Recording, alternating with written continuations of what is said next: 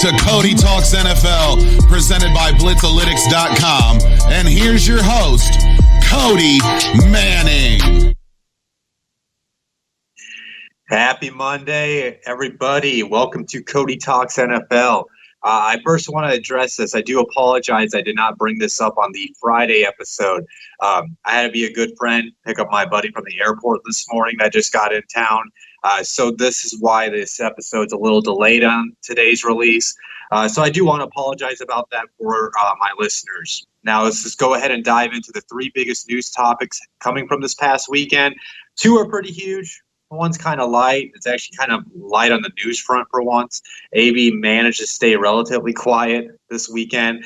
So I'm going to dive into one of the biggest pieces of news that's going to affect this season. Drew Brees yesterday, he hurt his thumb.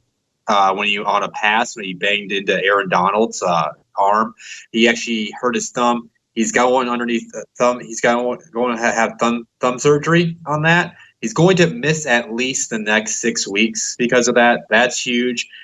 This is why the Saints made Teddy Bridgewater the highest paid backup in the league. I kind of think he looked kind of so-so yesterday, but that was underneath like random circumstances with Brees getting hurt. I do want to give him the benefit of the doubt on that. Let's see what he can do on the road coming up against the Seahawks this week. I'm sure Taysom Hill will be getting used more. I mean, Sean Payton called him the second coming of Steve Young, so I'll be kind of interested to see how this next 6 weeks plays out between Taysom Hill and Teddy Bridgewater.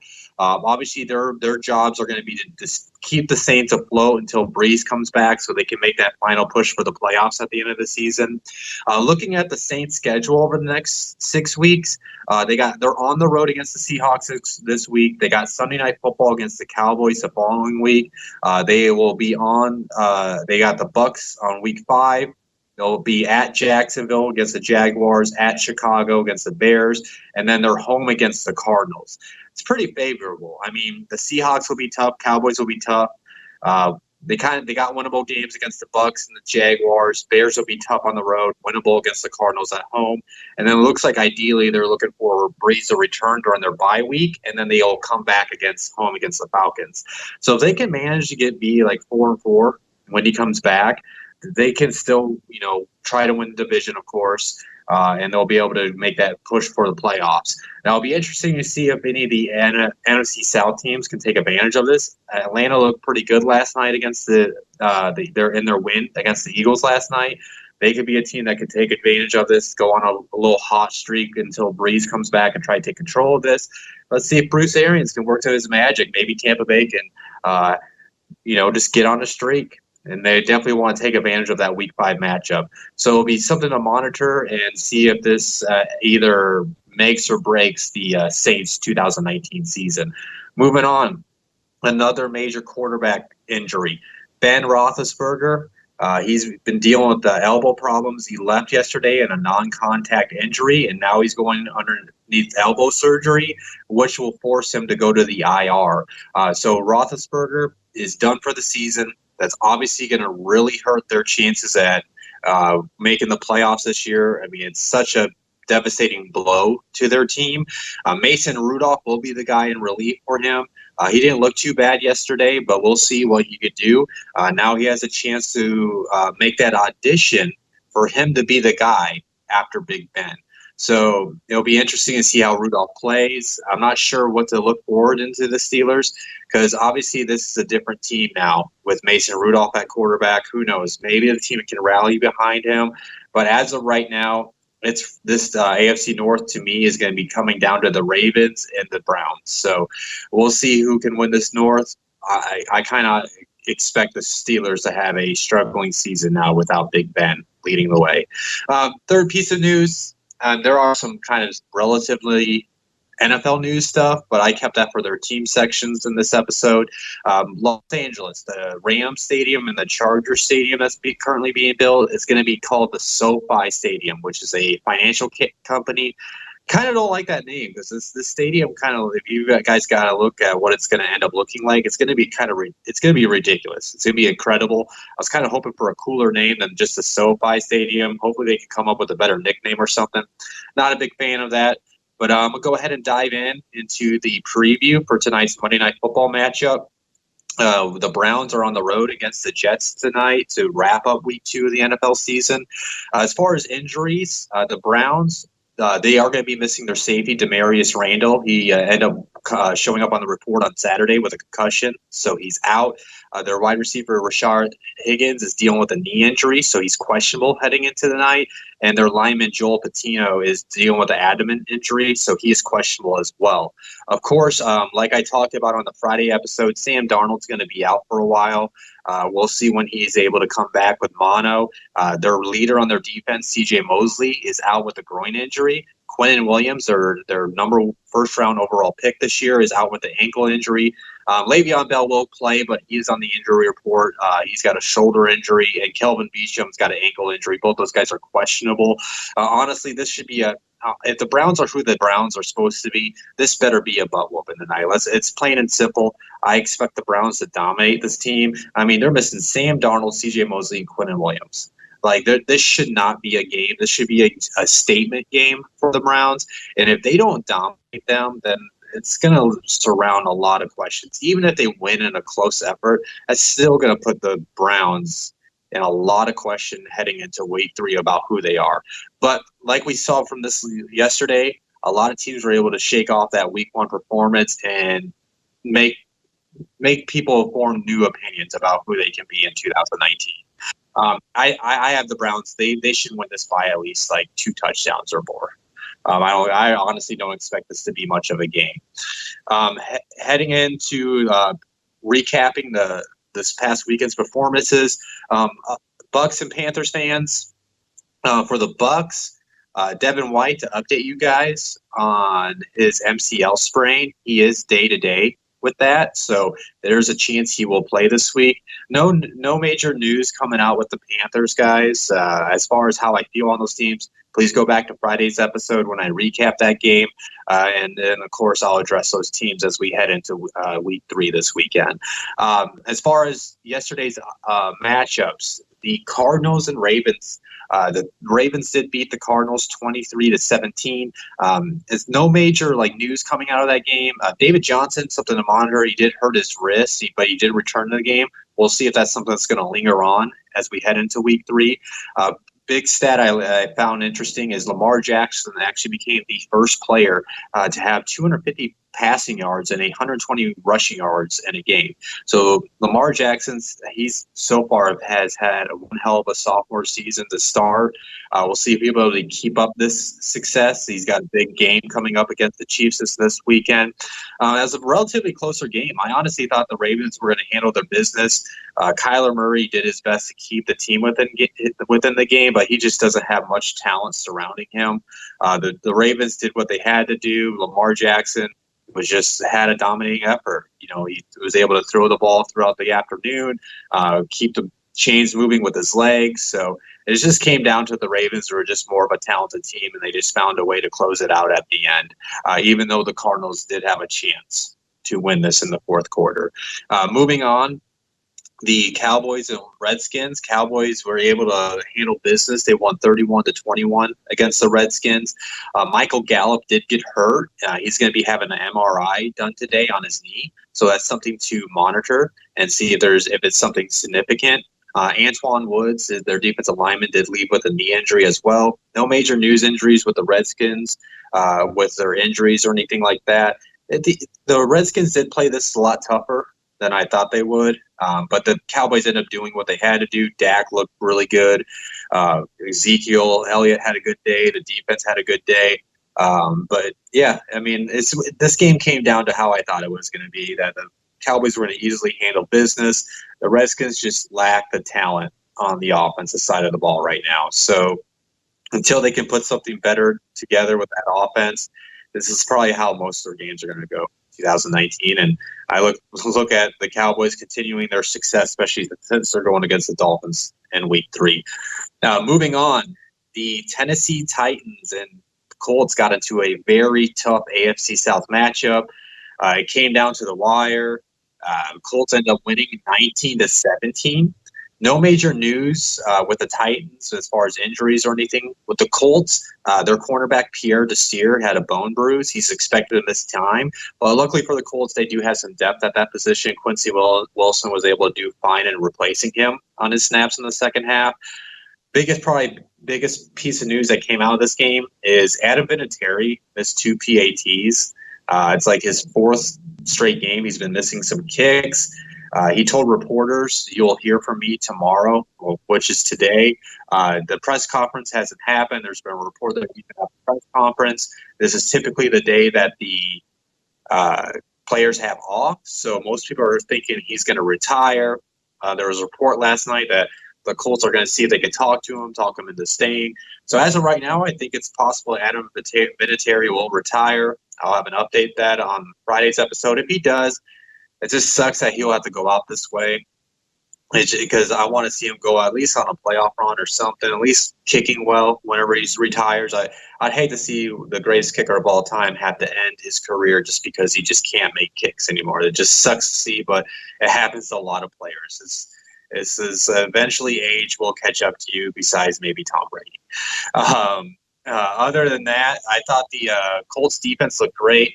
Marcus Mariota is kind of questionable. I believe the Tennessee Titans are 3-20 on third down conversions for their first 2 games. He did not look like he had any clue what to do in that 2-minute drill. The Titans had a chance at the end to kick a field goal to win this game, but it was just poor decision making by Mariota that whole time. So that's something to monitor, because the Titans got a chance to win this division. So as of right now, after we left week 2, the AFC South, like I mentioned before the season started, it's going to be up for grabs whoever wants to win it. Moving on, the Seahawks traveled out to Pittsburgh.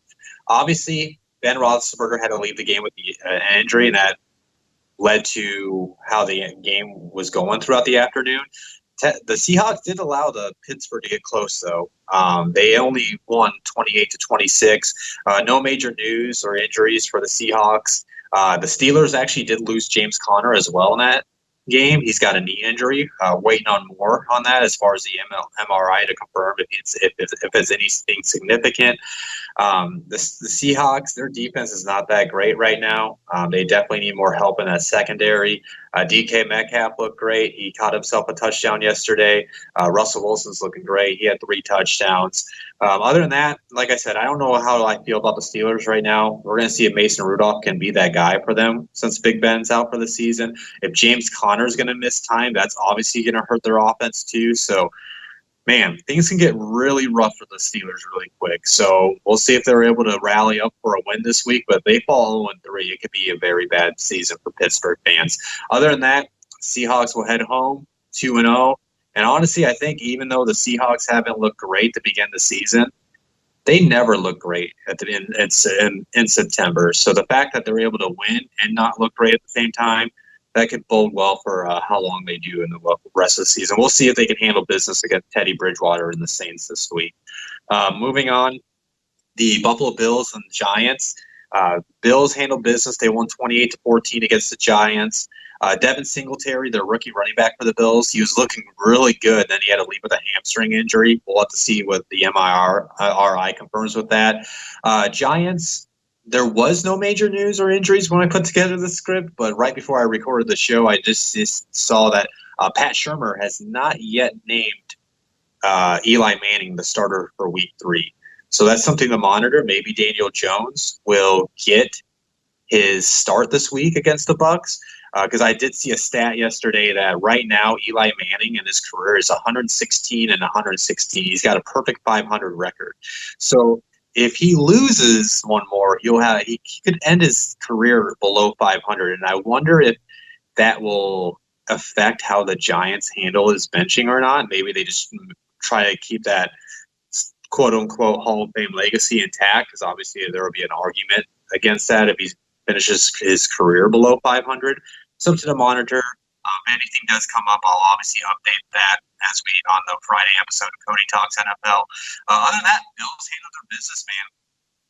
That defense was really good. Josh Allen looked really good yesterday. So Bills are 2-0. We'll see if they can sustain this success. Obviously, it's the Giants and Jets, right? We'll see what they can do when they face better teams. But hey, at the end of the day, teams got to win the games they're supposed to win, and that's what they're doing so far. And then moving on to the next game of the afternoon, the San Francisco 49ers and the Cincinnati Bengals. The 49ers put a butt whooping on the Bengals. They won 41-17. 49ers ran all over them. They used Raheem Mostert, Matt Breida, and Jeff Wilson. They were all running all over them all afternoon. Bengals had a couple injuries they had to deal with. B.W. Webb, their cornerback, left with a right arm injury. Carl Lawson left with a hamstring injury. And the Bengals just didn't look good. They looked like who I thought they were going to look like, a bad defense and a struggling offense. They could just never get anything going. The 49ers did look good. Now, big injury, though, for the 49ers is that their left tackle, Joe Staley, broke his left fibula. So he's going to be out the next 6 to 8 weeks. That's huge. He's a key part of their line. I did think Jimmy Garoppolo looked a little better, but he also had an interception that made him look questionable when he made that throw. So I'm not completely sold on San Francisco yet. Yes, they are 2-0. Just like the Bills, though, I got to give them credit, right? They are winning the games they're supposed to win against the Bengals and Bucs. We will see what they can do when they have a real test coming up here shortly. But they did win. I'm still waiting for that game that I'm going to be sold on Jimmy G. But as of right now, though, the NFC West is looking tough, right? 49ers 2-0, Rams 2-0, Seahawks 2-0. Even though the Cardinals, are 0-1-1, they were competitive in both those games. So NFC West might be making a case for one of the better divisions in 2019 so far. But other than that, San Fran handled business. Bengals 0-2, and it's looking like a very rough season so far for Cincinnati, especially if injuries are going to keep on piling up on that team. Moving on, it's probably the one of the upsets of the day is the Chargers lost to the Lions 13-10. The Chargers could not get anything going. Phillip Rivers had an off day. That defense just let Stafford pick them apart throughout the day. Stafford was looking a lot better from what I saw with his throws that he's making. Look like he had a little demeanor, like he was out there to prove something to somebody. No major news or injuries for the Lions. The Chargers, Adrian Phillips, their safety, broke his arm, and he was replacing Derwin James. So we'll see if that has a major effect on the back end of the defense. I mean, I don't know what's going on with the Chargers. They're just a tough team to figure out because they have all the talent in the world, but it seems like they can just never put it together, and they're always dealing with injuries. So we'll see where they go forward. But I do need to give credit for the Lions. They're a team I've never been high on. Obviously, you guys have heard me speak on Matt Patricia. Not the biggest fan of him. But as of right now, they're sitting 1-0-1. And honestly, if they didn't shoot themselves in the foot, they could be 2-0 right now, the Lions. So they got a competitive team. So we'll see what they can do. It's still early in the season. But as of right now, I got to give Lions credit. They found a way to win at home, and maybe they could be a team to reckon with. And, hey, Kenny Golladay looked good too, so you got to give him credit. Him and Stafford were connecting all day. They got Kerryon Johnson involved. Kerryon Johnson took a screen to the house for a touchdown. So they did the right things, which I need to see more of. Do the right things, be more consistent, play that tough defense, and maybe Detroit can be something to reckon with as we head into the 2019 season. Moving on to another couple NFC North teams, the Green Bay Packers and the Minnesota Vikings game. The Packers won 21-16. Vikings, no major news, injuries, or news coming out of their end. The Packers, Darnell Savage, the first-round rookie safety, he was seen left in a walking boot. He's not considered serious. From what I understand, it's expected that he could play this week. Packers got up to a big lead, 21-0. They are looking good, even with Rodgers and LaFleur getting in each other's faces about a miscommunication or something on a play that would happen in the first half. But they did allow the Vikings to get back into the game. The Vikings did their best. Dalvin Cook looked great again, but man, Kirk Cousins, I'm a big believer in you, but you got to deliver when it counts, man. The Vikings had a chance to win this game even after a bunch of, the BS ref penalty where, They called the offensive pass interference on a Diggs touchdown. I really didn't agree with, but things happen in games. You got to overcome adversity. They were about to overcome it. They were marching down the field. They were within the red zone.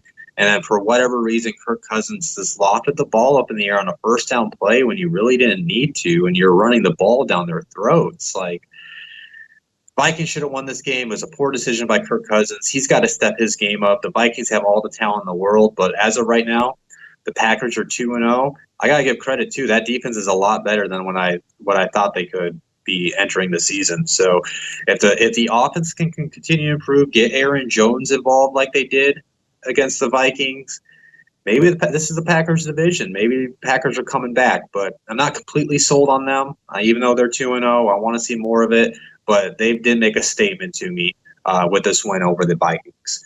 So we'll see where both these teams going forward. The NFC North is going to be a very tough division to win as well this year. Moving on to the next game, the Texans and the Jaguars. The Texans barely squeezed one out, guys. They won 13-12. Honestly, I thought this came down to the end. The Texans had a 13-6 lead. They allowed Gardner Minshew to march down the field, and they could have tied it up. Doug Marrone decided to go for 2. I thought Fournette pushed his way in, but the review said otherwise. So the Texans could have easily lost this. I don't even care that they won this game. They barely beat the Jaguars and Gardner Minshew. So, and keep in mind, the Jaguars were missing like Yannick Ngakoue that game. So they were missing people on their defense with injuries as well. So this should have been a game the Texans could have made a statement, but they barely squeezed it out. Like, I don't know how I feel about this Texans team. A couple news and notes from that game. Laramie Tunsil, the guy they traded all that capital to, he left with an injury. He did come back in, but O'Brien still made a comment on it after the game, said it should be too bad, but they'll look into it. Now, if this guy gets hurt, the guy that you gave all that capital up for, man, that's going to be rough for the Texans, especially on a line that's not bad. Very interesting stat I saw this morning is Deshaun Watson now has been sacked 4+ times in 8 consecutive games. No quarterback has ever been sacked 4 or more times in 9 straight games ever since the stat was invented in 1982. It sucks, man. He looked like he was banged up, too, whenever I got my chance to watch that game yesterday. I feel bad for the kid because he has all the talent in the world, but the offensive line might hurt him, and I hate that. He might have the situation like Andrew Luck did with his career with dealing with the terrible line. Another thing with the Jaguars, man, is Doug Marrone and Jalen Ramsey got into heated conversation. They had to be separated, which was kind of weird if you go back and watch that video, is 2 of the D-backs that were sitting with Jalen Ramsey, they kind of pointed at Doug Marrone and told him to go off too. I don't know what's going on. Like, it seems like Doug Marrone has no control of that team.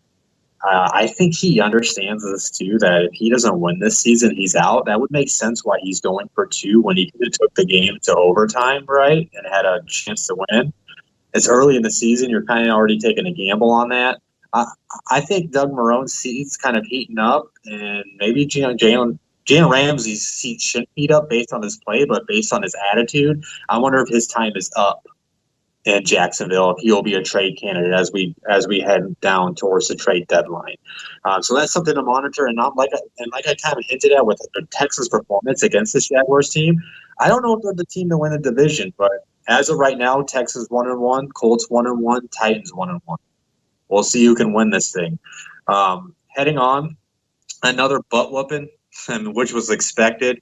The Patriots blanketed the Dolphins 43-0.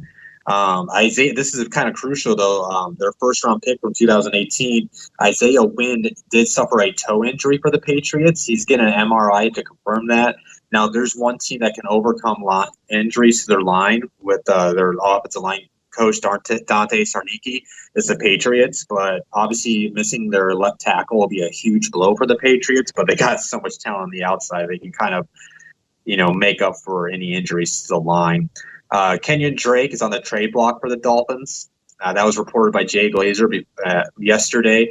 I don't know where he could get shifted to. He's kind of a average back with explosive playmaking ability to me. So I don't know where he could go, honestly. They got a relationship with the Texans, but the Texans already gave up their bunch of picks, right? Maybe the Bucks. I don't know. if Kenyon Drake maybe just go to a spot that has dealing with a bunch of running back injuries, maybe like a team like the Browns to help out Chubb. I'm not until Hunt gets back. I don't know. I don't know where to expect where he'll go, but that's something to monitor because obviously the Dolphins are okay with getting rid of everybody. They are not committed to Fitzpatrick right now. There's a chance that Rosen could start. Honestly, I kind of hope they just trade Rosen out of there too because that team's just terrible.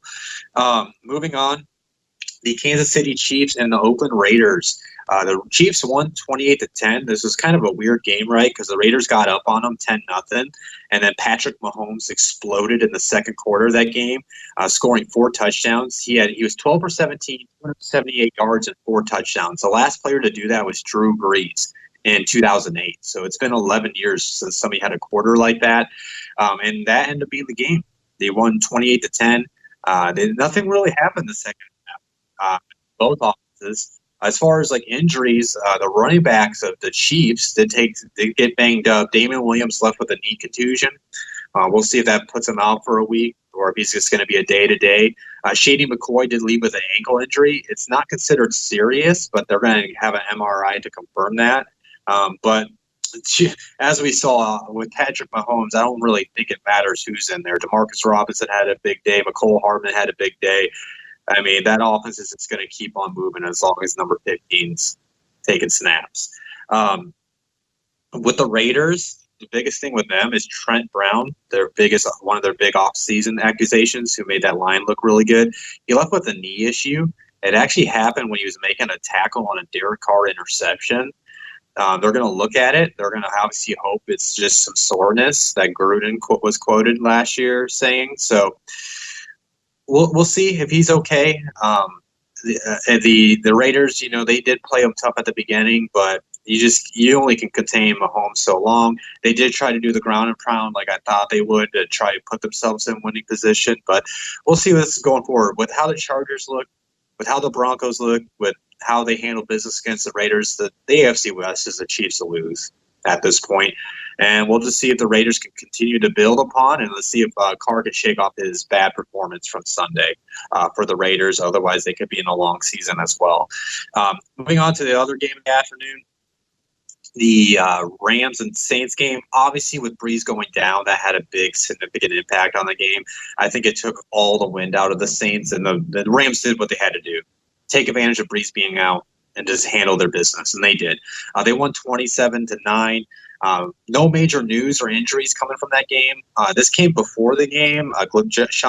Jay Glazer reported that Sean Payton agreed to a 5-year contract extension with the Saints, which it was huge because I was one of the believers that Sean Payton was going to find his way to Dallas, but looks like that's not going to happen. And Sean Payton's going to be in New Orleans, and like I already talked about the Brees injury.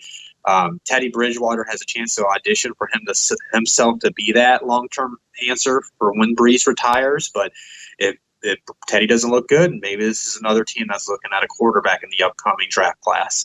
Other than that, I thought the Rams did what they had to do. I thought Gurley looked good. Goff was looking good. That defense was looking good too. And, hey, the Rams are here to show that they are not dealing with a Super Bowl hangover. So that's what I've seen from the Rams so far in their 2-0 start. And kind of like I really don't need to touch upon the Saints. Like they got that. I went over their schedule. They just need to stay afloat until Brees can come back and hope everybody else can stay healthy in the meantime. Moving on. This is a kind of a crazy end to this game. The Bears barely squeezed out a victory on the road against Denver. They won 16-14. Bilal Nichols, their young defensive lineman for the Bears, was seen with a cast on his right hand, so we'll see if that's going to force him to miss any time. But this game got crazy at the end. The Broncos actually became the first team that converted a 2-point attempt down 1 in the fourth quarter, and they still lost. This is the first time ever since the NFL adopted a 2-point conversion in 1994. It was kind of a crazy way to end because, the Broncos were going to go for 2. They got to delay a game, got sent back to kick the PAT. They missed the PAT, but I believe the Saints were offsides on that. Then they ended up going for 2, took the lead. And then, honestly, they called a pass, roughing the passer on Bradley Chubb, which I don't believe was roughing the passer. It gave the Bears life on that drive. Trubisky was able to find the Allen Robinson to put them himself in the field goal position. Their kicker made the field goal, but big story with the Bears is Mitchell Trubisky had a rough afternoon, and is he going to be the reason why they can't win? I mean, like I said, Packers 2-0. Vikings got to get their situation figured out with Kirk Cousins stepping up. The Lions look like they're competitive, so this NFC North is going to be tough to win, and they're going to need Mitchell Trubisky to step up. I'll be interested to see how the Bears handle business this week. Broncos now are 0-2. Their offense is just too inconsistent. Sometimes they look like they can be an offense with the two running backs, with Sanders, with Sutton. Those guys look good at times. But then it's like Joe Flacco also holds them back at times, even though you look at the stats, he actually had a pretty solid afternoon.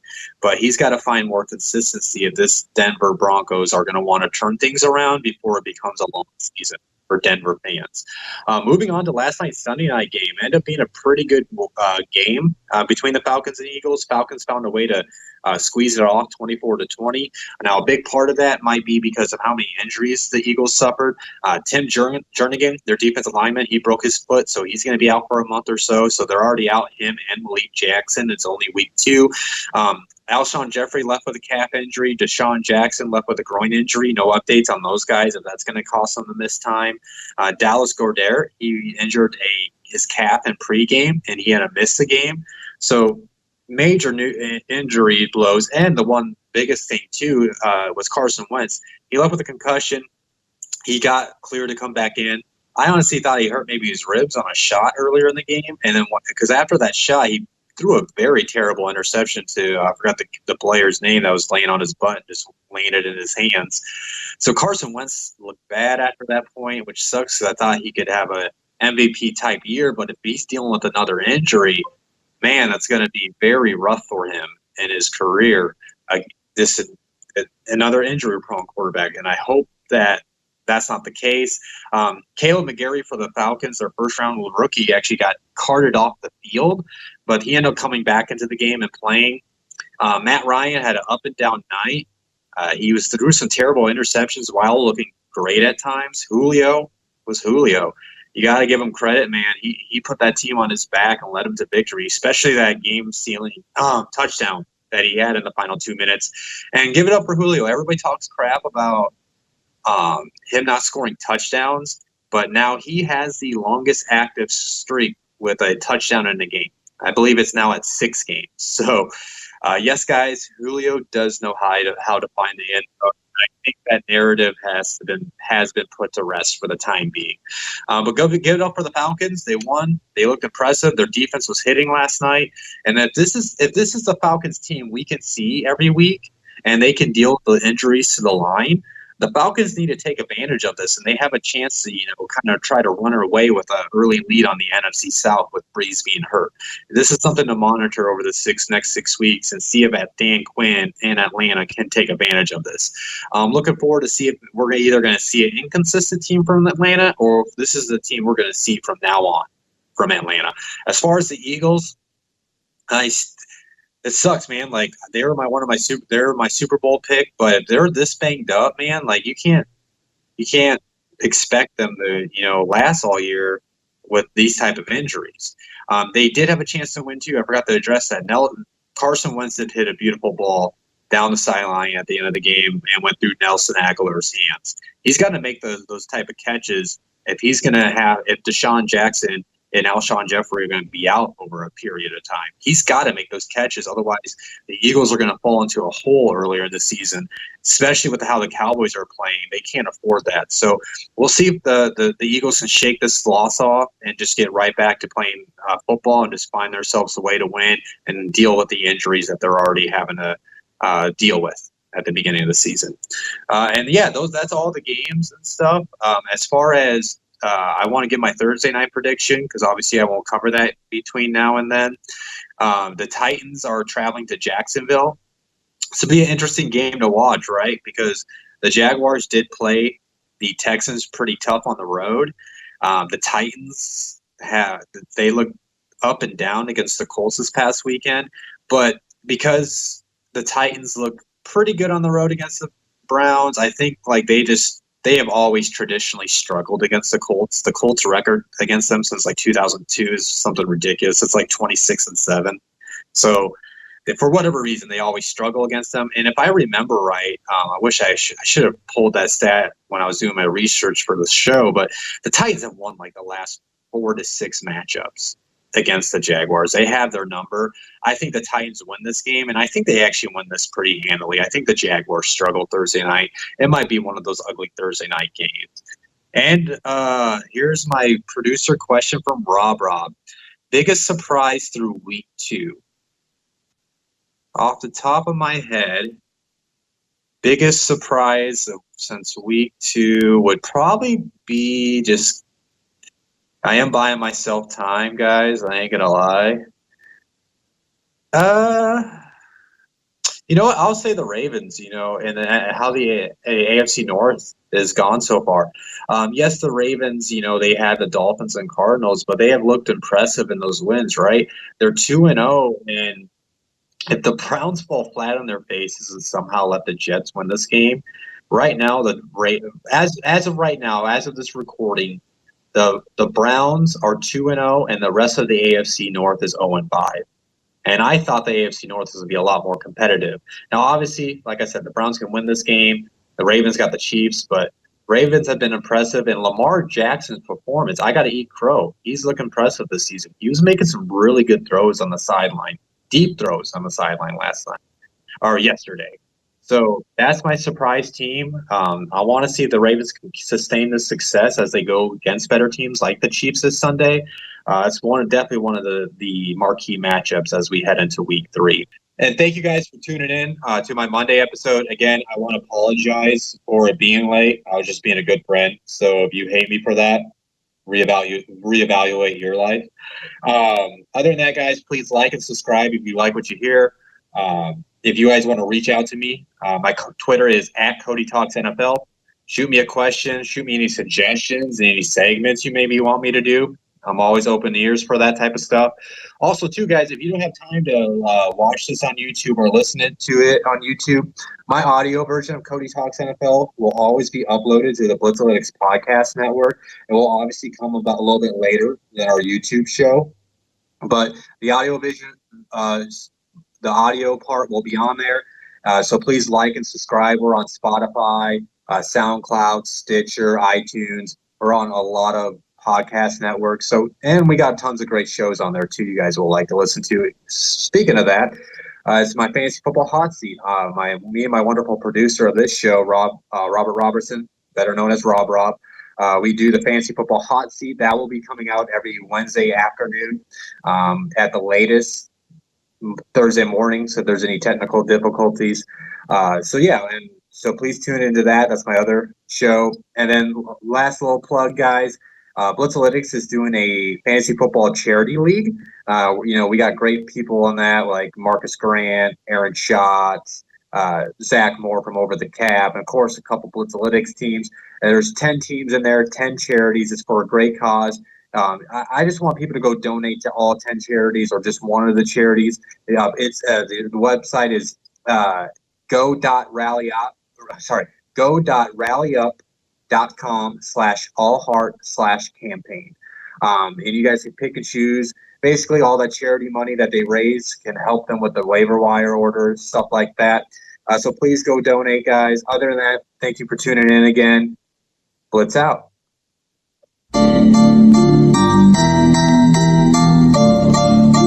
And thank you for listening to Cody Talks NFL, presented by Blitzalytics.com. As always, we ask that you like and subscribe and hit that bell icon notification to keep up with all things football.